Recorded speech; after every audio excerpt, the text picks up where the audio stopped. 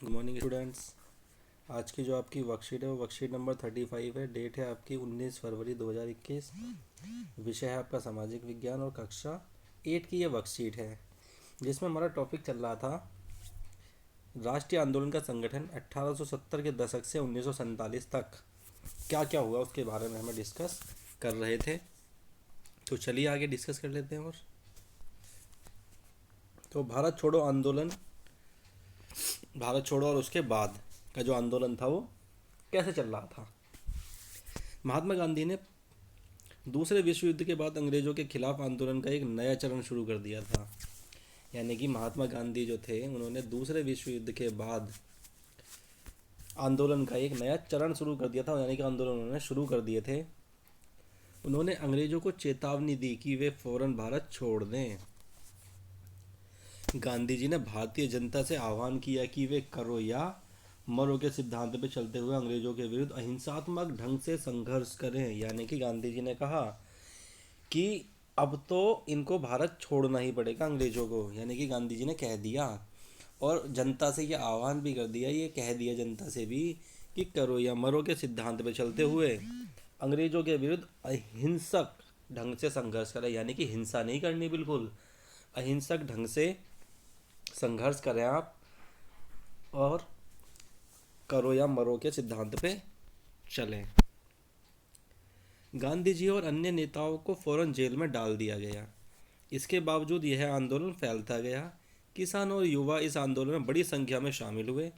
विद्यार्थी अपनी पढ़ाई लिखाई छोड़कर आंदोलन में कूद पड़े। यानी कि गांधी जी ने जब ये आह्वान कर दिया कि करो या मरो, तो वैसे ही गांधी जी और जो मुख्य नेता थे उनको तुरंत अंग्रेजी सरकार ने जेल में डाल दिया और उनको बंद कर दिया। लेकिन उसके बाद भी ये आंदोलन नहीं रुका, ये एज इट इज़ चलता रहा और ज़्यादा बढ़ गया। विद्यार्थियों ने पढ़ाई छोड़ दी और इसके बाद लोगों ने क्या कर दिया, वकीलों ने कोर्ट जाना छोड़ दिया। लोगों ने अंग्रेजी चीज़ों का विरोध करना चालू कर दिया। देश भर में संचार तथा राज्य सत्ता के प्रतीकों पर हमले हुए। बहुत सारे इलाकों में लोगों ने अपनी सरकार का गठन किया। इन सब से निपटने के लिए अंग्रेजों ने बर्बर दमन का रास्ता अपनाया, परंतु आखिरकार इस विद्रोह ने ब्रिटिश राज को घुटने टेकने पर मजबूर कर दिया। यानी कि लोगों ने अपने अलग अलग तरीके से इस आंदोलन को बढ़ाया। लोगों ने अपने संगठन बनाए और उसके बाद अंग्रेजों ने उनके खिलाफ बड़ी बेरहमी वाली नीति अपनाई। यानी कि लोगों को पकड़ो, जेल में डालो, मारो, ये सब, मतलब जो कहते हैं ना, एकदम कोई रिपोर्ट नहीं, कोई कुछ नहीं, कोई एक्शन नहीं, कोई छूट नहीं, कोई जमानत नहीं, इस तरह के नीति अपनाई और जिसको मर्जी जेल में डाल दिया और जिसको मर्जी मारने लग गए, वो वाली नीति अपनाई। लेकिन ये आंदोलन कम नहीं पड़ा और आखिरकार एंड में ब्रिटिश को घुटने टेकने पे मजबूर कर दिया।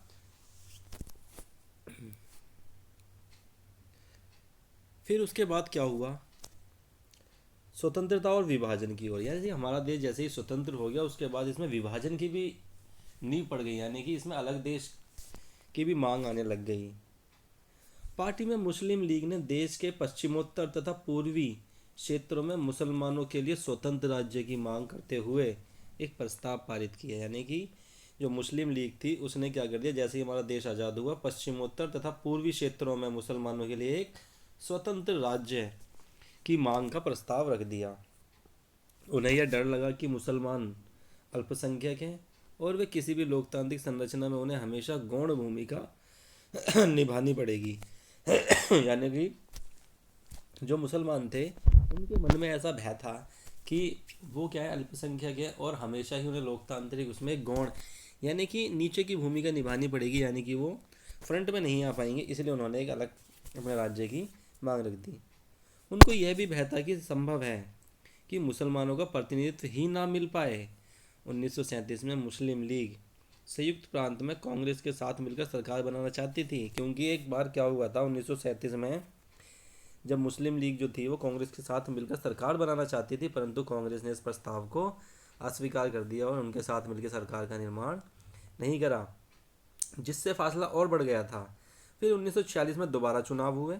सामान्यतः निर्वाचन क्षेत्रों में कांग्रेस का प्रदर्शन तो अच्छा रहा, परंतु मुसलमानों के लिए आरक्षित सीटों पर लीग को बेजोड़ सफलता मिली और लीग पाकिस्तान की मांग पर चलती रही। यानी कि जब 1946 में जब इलेक्शन हुए, चुनाव हुए, तो कांग्रेस का प्रदर्शन तो काफ़ी अच्छा था, लेकिन जो सीटें मुसलमानों के लिए आरक्षित थी उन सीटों पर उन्हीं को ही बेजोड़ सफलता मिली, और इसी वजह से वो अपनी बात पे अड़े रहे कि उनको एक अलग राज्य का निर्माण किया जाए उनके लिए। फिर बात आती है कैबिनेट मिशन की।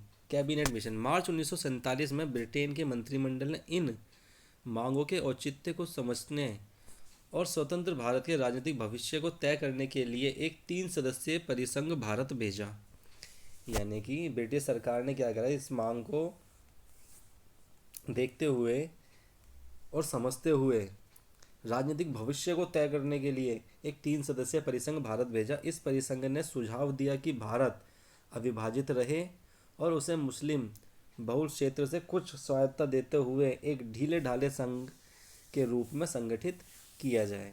कांग्रेस और मुस्लिम लीग दोनों ही इस प्रस्ताव के कुछ प्रावधानों पर सहमत नहीं थे।